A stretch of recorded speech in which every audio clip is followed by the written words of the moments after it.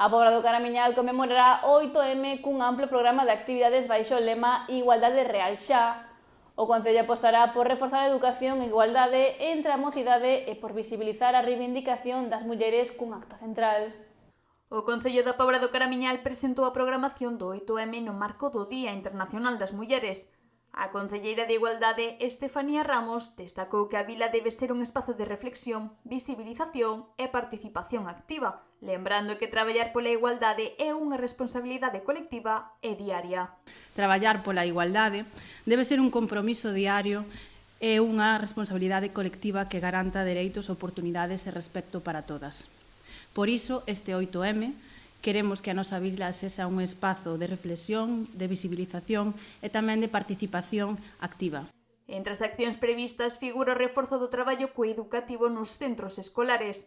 Os colexios de infantil recibirán lotes de libros para abordar na aula cuestións como a igualdade, o respeto pola diversidade ou a ruptura cos roles de xénero. Os centros de educación infantil van recibir esta semana un lote de libros cos que traballar a igualdade, a resolución pacífica dos conflictos, a autoestima e o respecto pola diversidade.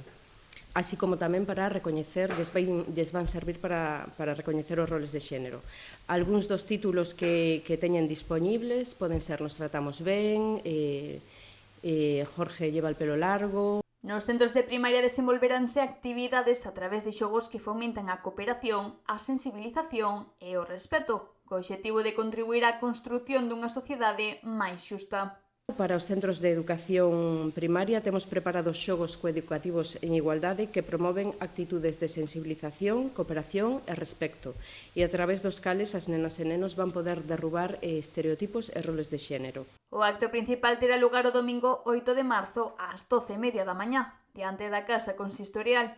Haberá unha concentración na que intervirán varias veciñas para reclamar dereitos e unha igualdade efectiva.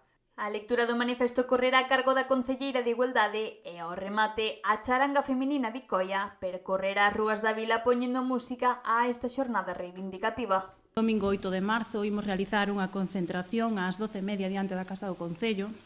En ela participarán distintas mulleres da nosa vila poñendo voz ás nosas reivindicacións. Dende aquí, quero agradecerlles a todas elas a súa participación.